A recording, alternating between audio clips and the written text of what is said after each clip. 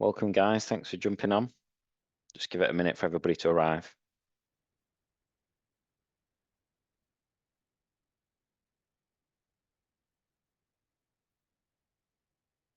If you want to just pop into the chat, let me know you can hear us okay. That'd be great.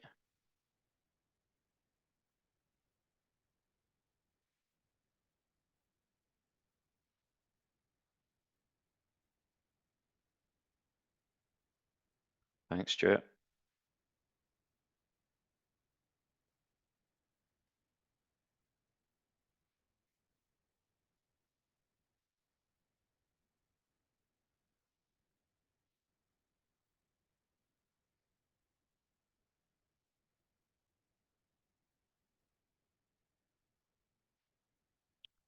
Super. Hello, Alison. Good to see you. Andrew, Dave, Mark, Roy. Let's give it another 20 seconds and we'll make a start.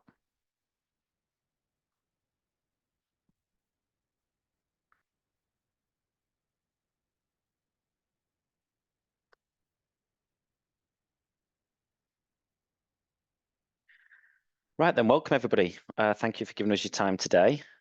This is something that we've been building up to over the last month or so since I posted in the MAP WhatsApp group. I was introduced to Simon only a couple of months ago and talked to him about his background and what he's doing now and where he's come from. And he's obviously got a lot of experiences to share based on what he does, which I'll tell you more about shortly. But he grew the business, which many of you will have heard of, Sticky Eyes, to over 250 people. And when I asked him what topics he found himself speaking on, I popped into the WhatsApp group, and the most popular request that came back was what we're going to cover today, which is about how to scale an organization and how to scale the people and the roles that you've got in an organization at the different stages of the journey. So I'll pass over to Simon, and we'll just obviously check that your screen share is working okay, Simon, and then if you give a better introduction than I've just done in terms of your background. You've all got access to the chat, so feel free to pop stuff into the chat, and I will interject and ask Simon if it's relevant throughout the presentation, and if it can wait till the end, we'll do a bit of a Q&A at the end as well. Do you want to try sharing your screen, Simon?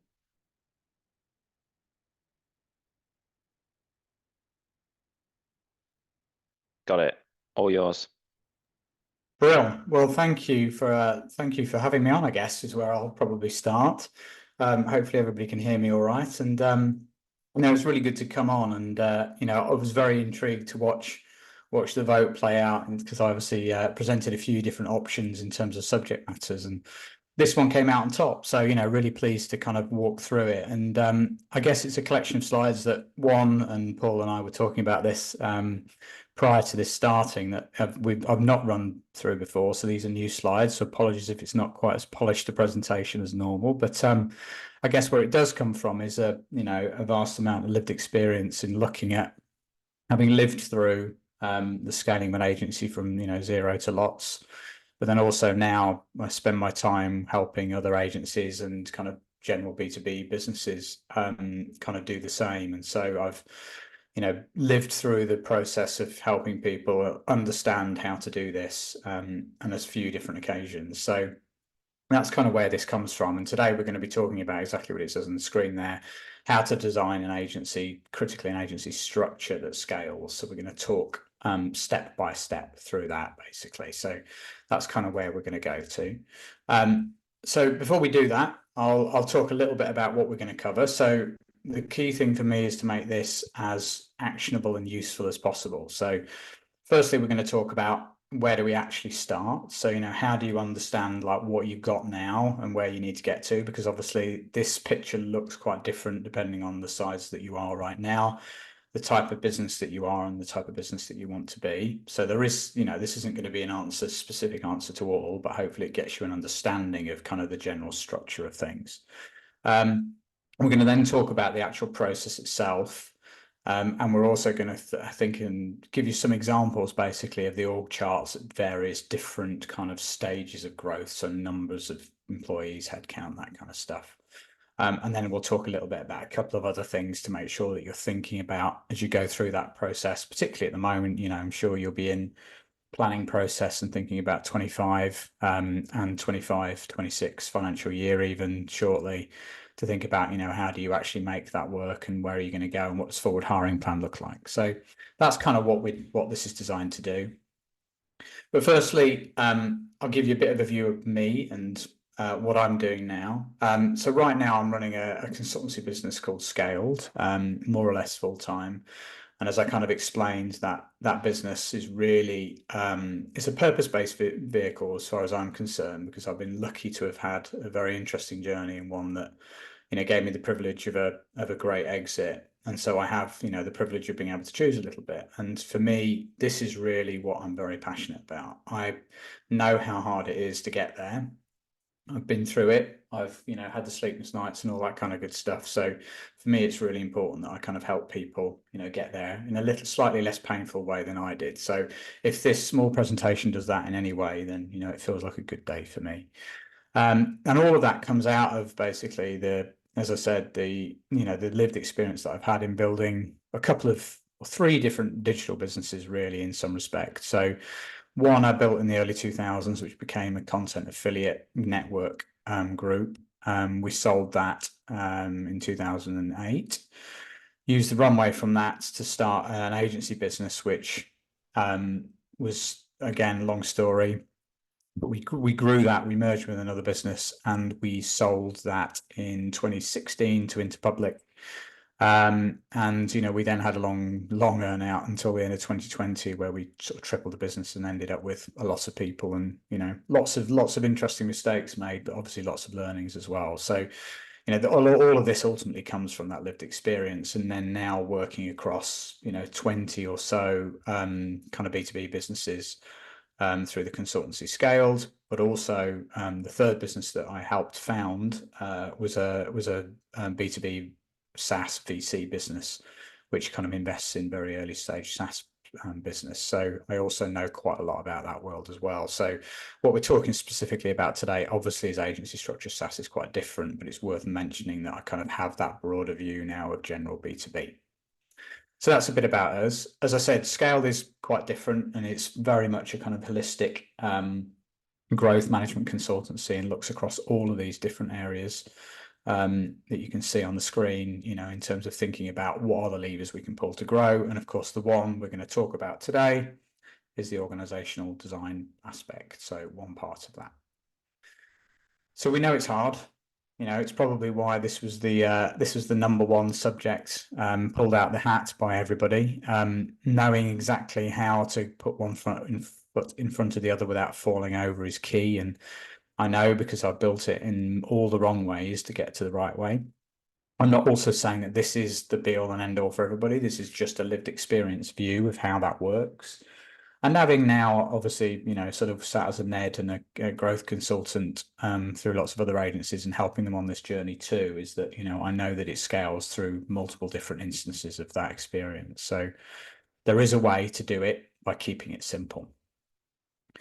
And as an overview, and you may well have heard this spoken about before, but the process of growth is seemingly very complex and twisty and turny, but actually I like to simplify things as much as possible. And the general process that you go through when you're growing is that you start an agency, you'll do everything. You'll do the finances, the invoicing, you'll do the work, you'll do the comms, you'll do the operational organization, everything. Then slowly over time, you become at capacity. So you start hiring some generalists around you to kind of give you extra capacity. And that works for a while. There's a glass ceiling there, and you unlock that glass ceiling by then beginning to hire specialists. So actually unpicking the individual elements of what it is that you do as an agency, and putting them specifically into individual teams, be that channel or expertise or whatever that is. And then, of course, and the hardest bit of all of this, which is where a lot of people get stuck, I don't like to generalize too much about kind of top line revenue, but usually this is somewhere in the sort of £2 to £3 million plus revenue bracket. You have to start letting specialists lead, and there's a huge amount put on you then to delegate, to create accountability structures, to create reporting structures, let go a bit, all of that kind of stuff. So there's a really big leap of faith there needed, which some people do struggle with. But where do we start? So, this is a piece about, how do you expand and scale an organizational structure that actually works? Well, for me, the best place to start is where you are right now. And that's basically an understanding of the type of people that you've actually got. And there's lots of ways of doing this, but one really simple way that I like to do it is by doing what I call a traffic light review. So you've got to understand the type of people that you've got in the business right now as you stand here today. So you can have them in three brackets. One, great people, can't let them leave. They're brilliant. They're doing the right job. They're in the right seat. They're in the green list. Amber, they're probably pretty good, or you think, oh, they're mavericks, or you think that they're great, but they're not fulfilling their potential. And they're right people, wrong role. And so they're kind of, in the middle, they're that kind of amber level.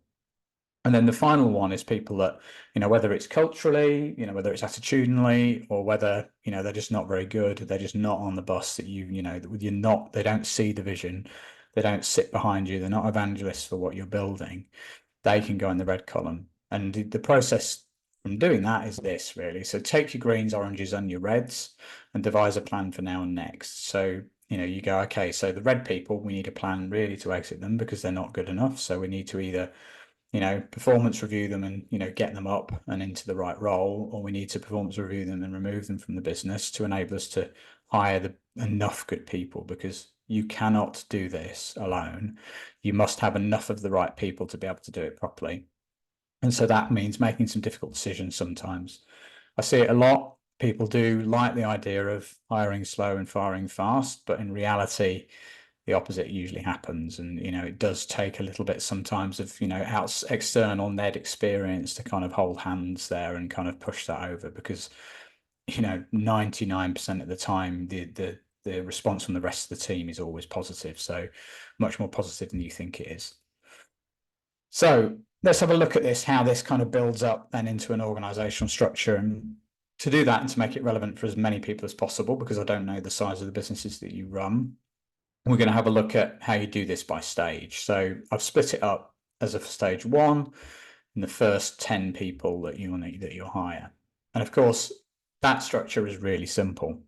You will be a founder or founders, and obviously you kind of know the areas that you're best at, the kind of the places that you are most passionate about, you're best at, whether that be sales, marketing, execution, product, whatever it is.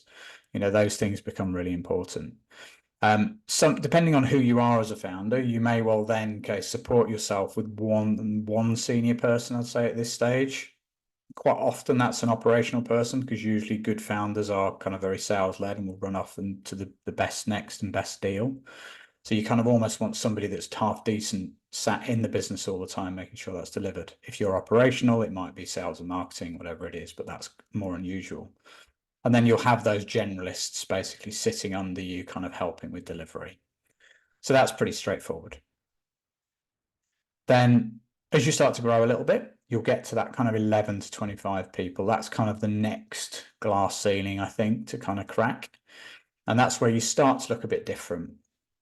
So this is where I think actually the importance of sort of a NED or an advisor becomes really key, because, the forking paths are greater, they come at you more quickly, and it's not about being smarter.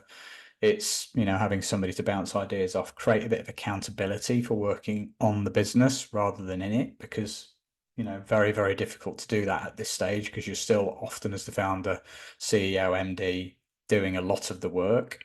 You do start to have some people around you to start to understand the picture. Again, somebody good in operations at this stage is really key. So task planning and management, and making sure that clients get what they expect to get on quality, in the right time, all of that kind of good stuff.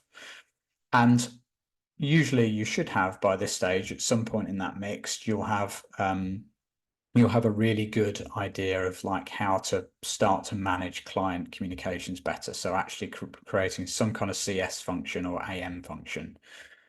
people will get this wrong. It's probably the single hardest thing to scale well, because as we'll talk about later, that team really ultimately becomes a commercial one. But at this stage, the communication bit is most important. So you usually start off with account managers almost being like kind of communicating project managers. So they're kind of, subservient to the client. They make sure that they get what they need, but critically you're talking to them and you're getting the feedback as well into the business.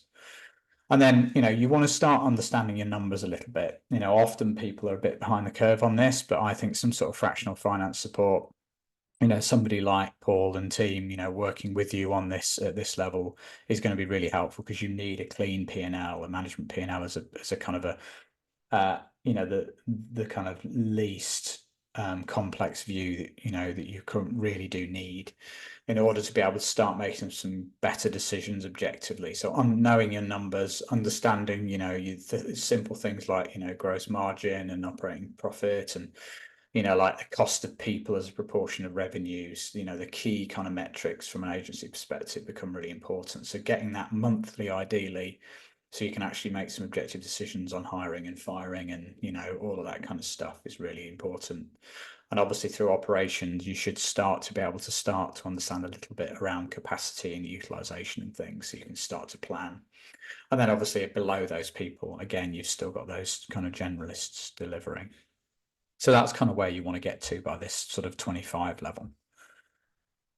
By this point, then you're probably, if you're going to break through that barrier, you usually break through, it slows right down towards the top end of that last grade. But then once you fix it and you get all the right things in place, you can sometimes grow quite quickly. And I've seen that through our own journey, but also through others. So I call this the kind of growth phase. And again, your kind of advisor is going to be really helpful here to make sure that you don't fall into those potholes, because say things are moving faster, you need to make better decisions more quickly, which those two things are juxtaposed, aren't they? So they're never easy to do collectively. So by this point, you are starting to hire real professionals in those kind of green positions. And, what you're starting to look for is what I call your three generals. So general in operations, general in finance, and general commercially as well. So, across sales, because this is where you move that horrible thing around, founder-led sales has to change for you to get past 50. So it's a good time to start transitioning that here. Difficult people to find, commercial directors in agency particularly, because it's, a consultative sell, but very important to do that well. And then obviously your head of operations by this point, will probably have people underneath them, maybe have an ops exec or something to help with task planning and, project management system admin and all that kind of stuff. And then their job is, work quality, work planning, and also then, your kind of operational BI. So you do need to know your numbers operationally there through utilization, maybe profitability, even by this stage, by team and by client, all of that kind of good stuff. And obviously, people like Paul's team can help you do that. And or, by this point, you'd hope to have somebody in finance. They might not be called head of finance to begin with. They might be, a glorified bookkeeper with some good external support. You might get to the point by the end of this, this kind of category, you might have a financial controller or somebody like that to kind of start to help you piece together the financial reporting and helping you understand how that plays into the operational reporting as well by this stage. And then you start to then build teams underneath this. So obviously your operations now should really be kind of managing all the delivery teams. So you'll have probably team leaders within each of your channel teams, depending on what sort of, services you offer, but they report into delivery, so operations. And then of course you've got your commercial director, which by this point hopefully has somebody in marketing underneath them. So they're, in charge of somebody that starts to build out your CRM and manage posts and all the lead nurture and all of that things. So, I guess the modern equivalent of an SDR, but done in a better, or BDR done in a better way, but focused very much around CRM and that kind of growth machine there. And then also you'll start to your kind of client service function should probably build out a little bit here. So you're going to have more than one in that function. and therefore you should have a leader that starts to become a little bit more commercial looking. So, a bit more like an account director whose job it is to build senior level relationships, land and expand footprint, look for kind of commercial opportunity, present kind of opportunities to, pitch in new services, all those kind of things. The cross-sell upsell bit. And by this point, their role should be inherently commercial. They should be, really pointed at, commercial goals to meet commercial targets, and then perhaps supported by lower level account managers, account executives who are more project management and who are kind of day-to-day comms. So you're starting to build out this kind of hierarchical kind of view of how account management should actually work. And then we look at the scale up. So this is where things start to get quite a bit more serious. So this is, like up to 100 people, sometimes a little bit more actually, because it depends on the type of business that you want to build. And most people, independently won't get much further than this. And actually the difference between this and 200 people isn't hugely different, other than it's more cultural difference, I would say, because, you start to move into a bit more of a cultural, kind of corporate culture kind of space, where, OKRs and, those kind of managements, and, you're starting to really think about building performance culture outside of, warm and cuddly culture. So things do change at this stage, and obviously then your managers, your key C-suite need to have the experience and the right fit to be able to sort of support that as well. So again, this doesn't look hugely different to the last one, but what you're doing now is expanding out on that kind of 3 general view. So by this point, your CS team and account management team will be multi-layered. So you'll have head of CS, like client director, there's lots of different, naming conventions for that, chief client officer, etc., depending on how big you are. And then they'll be supported by a series of ADs with a certain number of tier 1 accounts and tier 2 accounts. They'll be supported by account managers and account execs to deliver, that ultimately that kind of land and expand strategy. In operations, obviously you'll have clear team leads as well in the channel teams by this point, because those operational channel teams or service teams will be bigger. You might have 10, 20 people in each of those teams, maybe more, depending on, how many services you offer. And then your finance becomes a, much more important function here, because you have got a more complex business. So you do by this point really need a head of finance, maybe even an FD by the end of it. And then obviously they may be supported by bookkeeper, obviously depending on how big a business you are at that stage. You might have management accountants, all that kind of stuff, like we did. And by the end, we had CFO, we had financial controller, and then we had team and management accountants, etc. So that expands quite a bit more as well. And of course, by this point, not on there, but you'll want HR, internal HR function as well, to kind of manage the people bit and the culture bit. And then the commercial bit, as I said, it manages ultimately sales, it manages marketing, and it manages CRM function. All of that stuff sits commercially. So all your kind of upsell, cross-sell, and new business stuff sits under that role there. So yeah, you end up with quite a complex structure, but one ultimately that is led from the top by the right CEO. And I think, and we've done some work just on this exact thing recently with a client, an agency client, where the founder by this point wasn't really enjoying being CEO anymore. And I think this is true of you and as a founder, or you as a CEO, and it's also true of you as a C-suite leader or even a team manager, is that what got you to here won't necessarily get you to the next place, and everybody needs to be on the same page with that and be really honest about it. Because like you will have been through this most probably before, in that you'll have seen that a year ago a person that's now you're wondering if they're the right person or not. A year ago you'd have probably cried yourself to sleep if they'd left the business. But businesses grow up and they move on, and sometimes the people that got you to where you were are not the right people to get you to the next stage. So that needs to be kind of an open discussion, certainly at kind of board level with your advisor, to kind of make sure that you're consistently looking at and doing that traffic light system, perhaps annually, to try and make sure that you have the right people in the right seats at the right stage. So, as a CEO, that includes you. We've just kind of brought in a new one for a client because the founder wasn't enjoying it. They were much better kind of, being the delivery expert and really focusing on the area that they were best at. And sort of managing and owning strategy and vision and all that kind of stuff, and actually letting a kind of more operational scale-up CEO come in to kind of make sure that the business and the back office kept up. So those are the kind of things that you want to be thinking about at this stage as well. And then finally, we've got the kind of that kind of mature view, that 100 to 200 people. And you'll see here by this point that we have a proper C-suite in place. We'll probably have a different CEO, quite frankly. If you're a founder, you might not suit this stage. I didn't, and we made that decision to bring in somebody else to kind of do that, run that, which is the right thing to do. Certainly, it feels difficult at the time, but that's definitely the right thing to do. And then they're ably supported at board level by Chief Operating Officer, CFO, and your CCO as well. And then as you can kind of see how then that kind of then allows you to critically, if you get the framework at the top right, it can then cascade down and your delivery teams become much bigger at the bottom, which is where the majority of your people are. Your team leaders step up. You have to have better quality team leaders because they've got bigger teams of their own to run. And sometimes our service, certain areas of our service teams were like agencies within agencies. We had a couple of different brands to do that.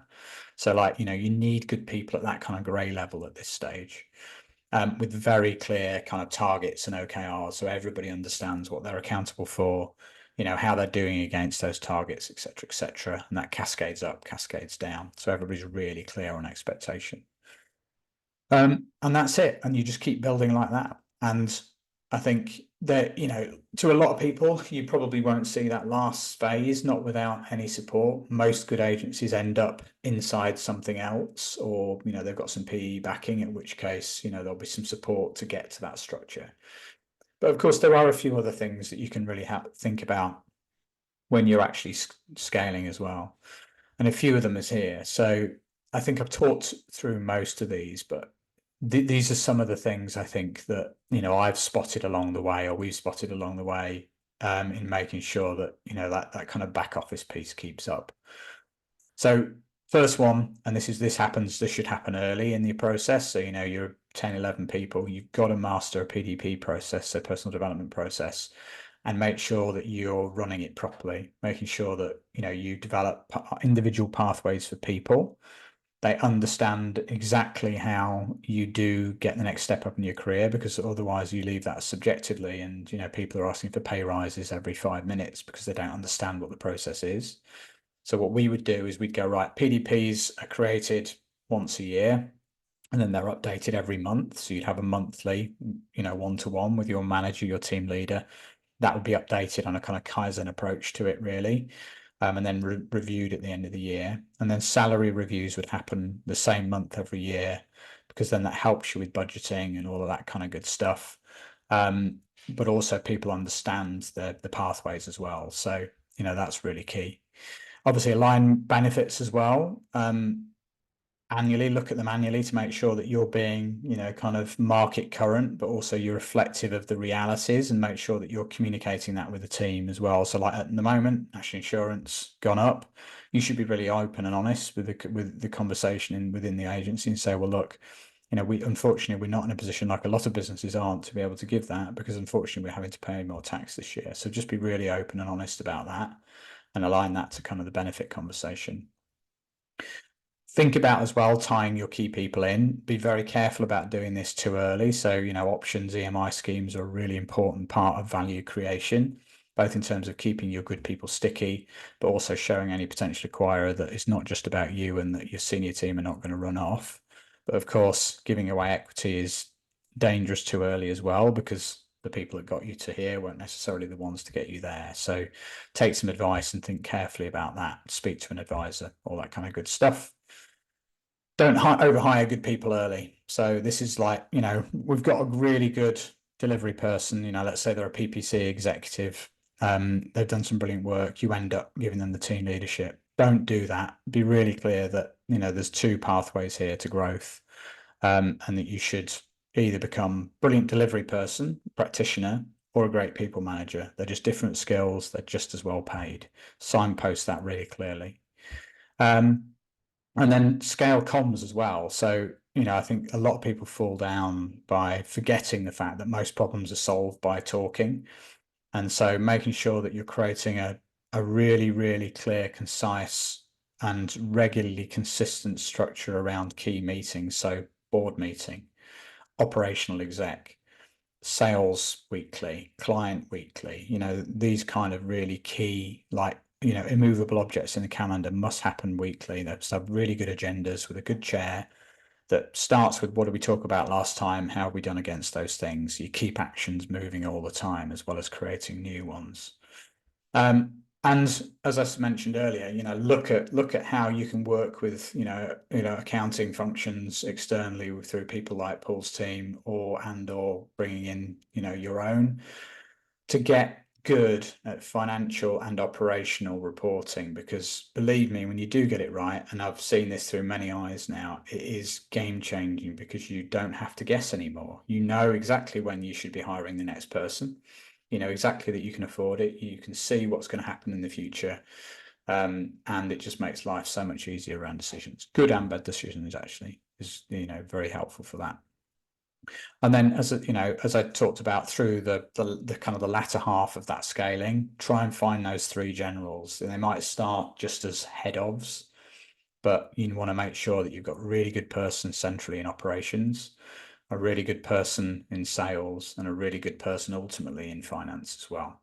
And the CS function is also probably a fourth general in that, because that's how you ultimately unlock a lot of revenue through, kind of upsell, cross-sell. And then delegate. That really is an easy thing to say, but the hardest thing to do in practice, particularly if you're kind of a founder CEO, is that, most of the time people will never do it as well as you, but you must learn to be able to give stuff up, because you start doing everything, back to the generalist to specialist, and end up doing nothing. My role towards the end was, literally sitting on the board and, making sure that vision was being followed, and, kind of helping and supporting around the key, main decisions, really. So you kind of end up managing yourself out of the process. That is the art of scaling. And that pretty much, I think, kind of covers what we're going to talk about today. So thank you very much for listening to my monologue there, and hopefully it made sense. But obviously, I'm really happy should anybody want to kind of pick up with me with questions. My email's on there, simon.penson@scale.co.uk, or you can catch me on LinkedIn. Always happy to talk about this stuff. It's a real passion of mine. So thank you for listening. Thanks, Simon. Covered a lot there, I think, in 30 minutes, but really comprehensive and succinct at the same time. What I'll do is I've got a couple of questions myself, and I'll just give other people a chance to either pop your hand up and I can unmute you to come into the conversation, and I will stop recording at that point if you do that as well, for privacy reasons, or pop in the chat if you'd like me to read the question out to Simon. Out of those 5 levels of growth, which one would you say throws at the most challenges? And I don't just mean from your experience, because there might have been other unique circumstances in terms of wrong hires or market conditions at those sizes, but now that you're going on and advising other agencies, is there a band at which you think is maybe the most complex, the most difficult, and why? That's a good question. I would say the move from founder-led sales is kind of the key stage that a lot of people struggle with, because it means building out like proper sales function. So a lot of people stumble on that, because they generally speaking, if you've got a good network, you can get to 1-2 million quid top line, right? If you do a half decent job of back office as well. But then you hit a ceiling, and to get any further than that, you need to develop proper sales function, and that means spending a bit more on the business. So moving from this whole idea of this is my money and this is a lifestyle business to we're going to build and invest and scale something here. So we need to really invest in it, which means slimming margins, because you're spending the money that would normally go in the bank or in your pocket. So going from getting in the right psychological place to go, no, we are scaling this now. That means investing in proper, like sales function, maybe hiring one or two much more expensive, more seasoned people, which then does have an effect on, EBITDA, and people think that's the end of the world, don't they? Because they're like, well, if I want to sell this one day, people are going to wonder why we don't make any money and it's not worth anything. That's not really how it works. People can see that you're investing to grow. So as long as top line is growing, you've got a story to tell. So I think it's that kind of tipping point of going, we're going to go for this, let's try and get over this hurdle and, invest for a year and really stick behind our plan, because a lot of people half do that and then give up and go back to where they were. I'd say that stage, wherever that fits for you. Yeah, great. And then from a chargeable team perspective, delivery people, whatever you want to call them, obviously you talked there in the different stages about what heads of you'd have a non-chargeable support team and that sort of thing. But we use a tool that we call Capacity Planner. I'm sure you've used something similar, but we look at it very much with our clients as a financial planning tool, if you like. So in order to know how many chargeable people you should have in what roles, depending on what size you are in a business, you'd use something like Capacity Planner to say, well, what's the utilization rates, the charge out rates, and the available time that your chargeable people have, and what revenue does this model suggest that you should be able to generate, and how does that tie into your revenue forecast effectively? Would you do something similar, or would you look at it more operationally in terms of just a feel for the work that you've got on and the people that you need? How would you go about making those delivery decisions? I think there's more than one measure for this, and like you say, it goes back to. I mean, your example there is a really good one. That is definitely a very good way of doing it. It depends on what availability of data you have, right? And I think the more data you have, the more data points you have, the better decision you can make. My view would be, like let's start simply and let's kind of start doing time tracking well, and obviously that is not an easy thing to do anyway. So we can actually understand, because that helps with pricing and scoping, of course, at the other end of this, because, that has a big impact on, like you say, all the stuff that you talked about, on the hiring end, because then capacity ends. So understand what capacity you have in the business and then how well utilized that capacity is. And, generally speaking, we would talk about, and obviously depending on how you measure this, but, getting to 70, 80% utilization is a really good place to be. Because you're never going to get to 100% because of sickness and holidays, but also because of, internal time and meetings and all that kind of good stuff. So monitor that and see where you are in that kind of bracket. Obviously, also have a look at team profitability if you can get to that level as well, and all of that kind of stuff. And of course, you can also do this with which clients you should be working with if you track client profitability. And then it's really about a balance between, okay, what capacity do we have? How are we feeding in sales pipe into that? Because that's also important. Doing that on a probability adjusted basis is, probably the best simple way of doing that initially. So taking a forward looking view at that. So going, right now we have this amount of capacity and this amount of work. And, generally speaking, our utilization is supporting that view as being right. But we also know that we're going to win another 150 hours over the next 2 months. Where is that falling into? What do we need? And that is a nice, simple way of thinking about forward hiring planning. And then the only final kind of measure that I like to keep a gauge on from where I sit is, that kind of people cost as a percentage of revenue. And, depending again on what sort of agency business, you're running, keeping it in that sort of 50 to 60% kind of bracket is broadly where you want to be, probably closer to 60% now with wage inflation. But if it extends over that for any extended period of time, then it's worth kind of just holding a second and reevaluating your kind of people strategy and resourcing strategy and understanding why that's happening and whether actually sales pipeline moving forwards is going to support that, or whether we need to do something about cost. Super. I'm going to stop recording just so that we can answer Stuart's question offline if you like, and anybody else's. So let me just hit that if you want to just digest that question, Simon, if you can see it.